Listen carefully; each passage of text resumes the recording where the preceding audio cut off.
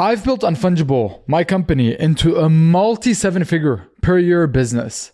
And we've noticed a night and day difference between leads and prospects that come to us having consumed Leon's content and they know who Leon is as a founder and as a creator versus leads that come in cold. On average, we've noticed that people that know Leon's content tend to stay 3 times longer working with Unfungible.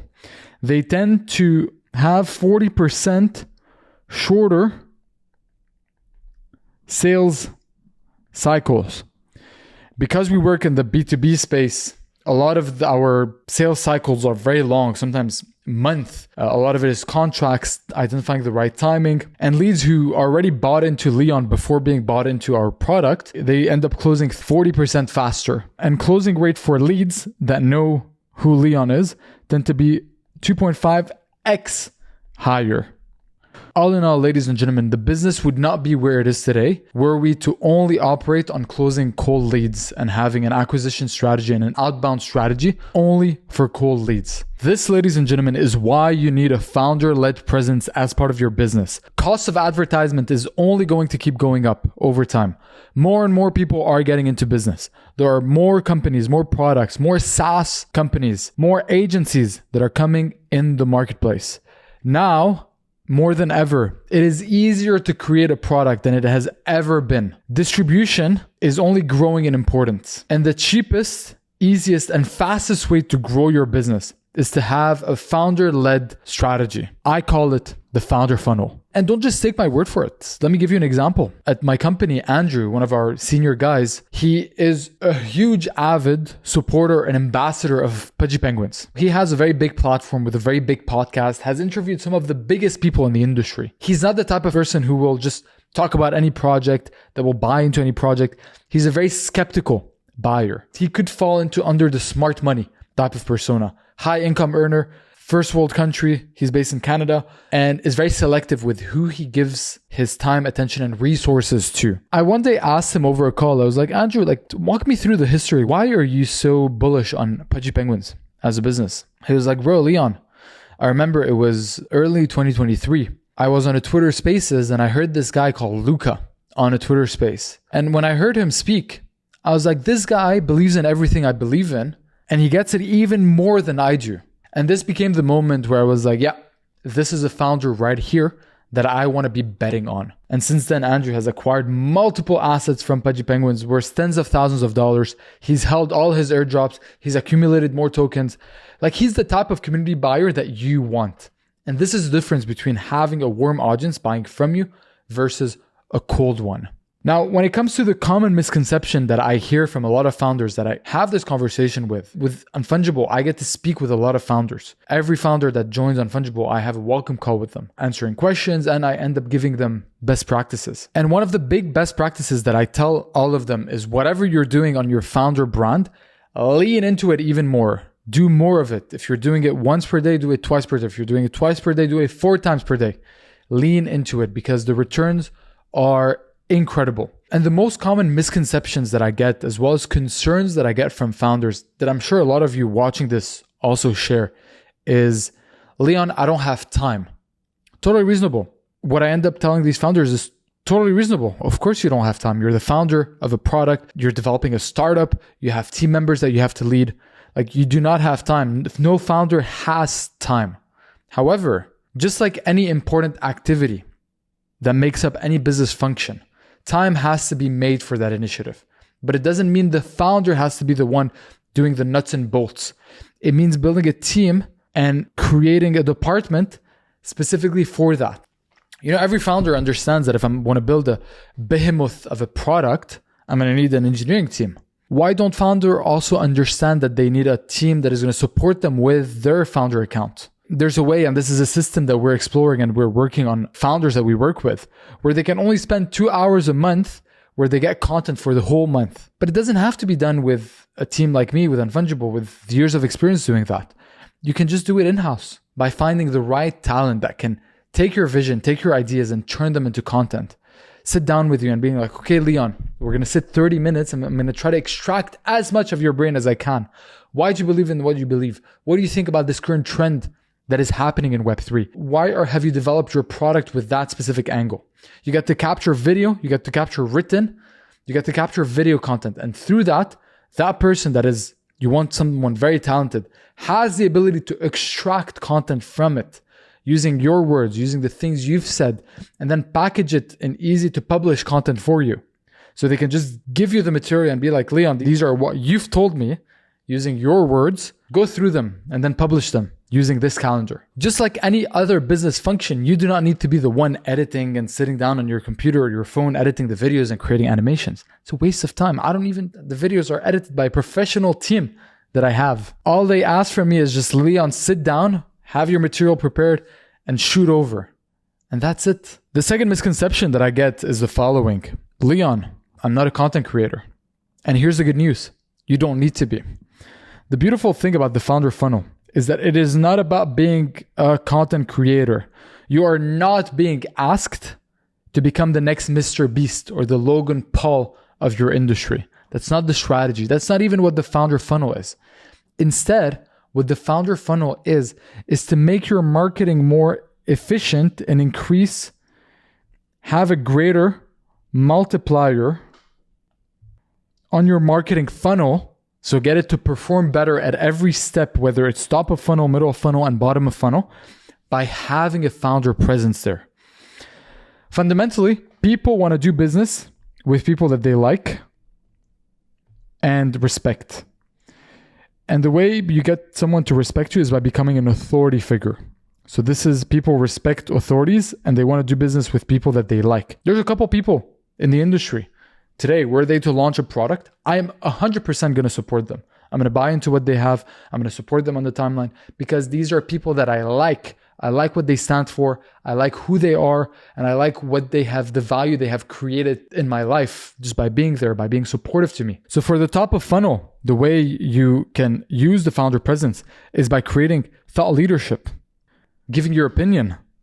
And this is something I've recently made a video about, giving your opinion, your observations, and sharing your experience about the field that you're working in. You don't need to be a content creator. You don't need to get millions of views, but the views you are going to get are going to be high quality views of people that you want to be targeting. Guys, just look at my content. I've been doing this content with Unfungible for close to 3.5 years now. And the channel has, as we speak, 5K subscribers. But on top of this, I've built a 7-figure business because these are the metrics that matter. I'm not going after views, neither should you.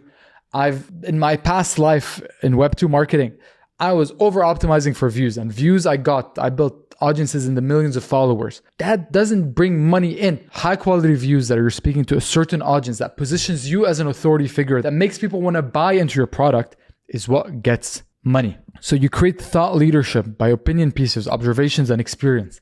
How you package those is up to you. So a lot of founders, they think, okay, I have to make a video, or I have to write an article, or I want to make a post. No, don't think about it that way. This is just a wrapping.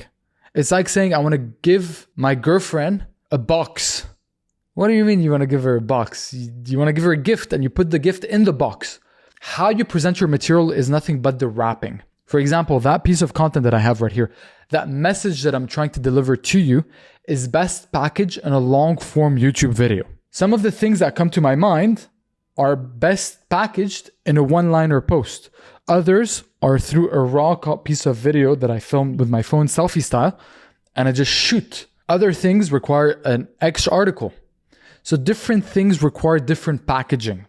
And getting good at content and experimenting with these different content styles is what is going to give you a gut feeling like, oh, this is an article, or oh, this is a long form video. You get to know. But at first you have to stick to one type of content, which my recommendation then becomes produce where you consume. What are you native at right now? What are you currently consuming? Are you a long form type of content person? Are you a short form type of content? Do you love to read articles? Are you a book reader? Then produce that type of content. Start with that and then expand from there, or bring a team, build a team that's going to help you turn one video into 100 pieces of content, which is totally feasible, by the way. So create thought leadership. Final thing I'm going to say about thought leadership is if you have a startup or a product, you're probably spending marketing. You have the marketing machine that is going. So you're going to be generating a lot of views and impressions. What you want is you want people during that funnel, as they are exploring your product, to see that there is a founder that even exists. And this is going to make them land on your funnel. That is going to make them land into your founder funnel. So the founder funnel is not about you having a standalone funnel, but it's by almost having that other side funnel right here that is feeding views and impressions into your funnel. Does that make sense? Am I making sense here? When it comes to middle funnel, the way we're going to use the founder funnel right here is by selling people the product. And the way you sell the product is not through features. It's through stories. It's through a mission, through a vision. Again, people follow flags. They don't follow features. And the way you're going to sell people with your product is through your story. We have the origin story. Then we have the character building stories. I'll give you an example. Luca Netz, for example, big reason why he has a big cult-like following around him is he has a story of the underdog. People really believe in him because they have heard his story growing up in conditions that a lot of people wouldn't want to be in, having to move every couple months from city to city to city. He has the underdog story that a lot of people like, and this is what made him him. You have a story that made you you. I have a story that made me me. And the more you expose your dream customers, the more you expose your communities to your story, the more sold they become on you. The more human they start seeing you. So a way to inject founder presence along the funnel is by mapping out where is my customer going to be traveling and how do I insert myself at certain points. I'll give you an example. Imagine Discord was part of your marketing funnel. The moment people join Discord, you could either have a welcome bot where they have to click to verify, or you could have a video of yourself, 60 seconds, 90-second video, welcoming people in, telling them how important this project is for them and how you're so excited to bring them on that vision. And then they click that emoji to get into the server to verify. Notice the difference. One is a bot that they engage with. The other one is a founder video that they consume. Which one is going to perform better from a sentiment perspective? Obviously the founder one. That's an example of a middle funnel. Another one, this is my good friend, Kevin from Final Bosu. He did this very nicely. Whenever people bought into the pre-sale of the project, it redirected them to a video of him as well, like that, walking in his garden with his phone, selfie style, and just reselling people on the vision. Oh, how important it is and how excited he is for people to join his story. That's an example of injecting the founder along the funnel. And then bottom of funnel, this is where we're talking about having regular calls, intro calls with the community member. You can either do it in cohorts or one-on-one.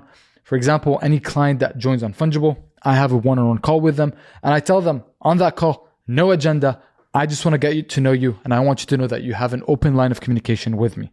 That's it. You have a customer success manager that is taking care of you, but I exist and I am here if you ever need me. That alone, I've noticed since we introduced these welcome calls, skyrocketed our customer engagement, like night and day difference.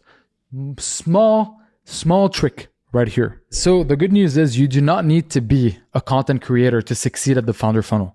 All you need to be is a human, and you need to acquire the skills of being able to talk to the camera, of do copywriting, the storytelling. These are all skills. But hey, if you're watching this video, you're probably an entrepreneur. So you've enrolled in the most difficult profession ever to exist, one that will require continuous growth. So while you're learning about how to continue getting better at coding or building your product, pick up a leadership book, pick up a storytelling book, pick up a book about how to create a cult. Watch more of the videos that I have right here. These are all everything you need. You can decipher from the videos. There's nothing that I create that is paywall gated where it's like, Leon, like everything you said is good, but I need the secret sauce. There is no secret sauce. Everything I'm sharing with you, everything we've done internally at Unfungible is here for you to consume. So ladies and gentlemen, so now the ball is in your court. Get out there and start producing content. And if the next question is, Leon, what exactly is the type of content that I should be producing? Can you give me examples? I actually made a video just about this recently that you can watch right here.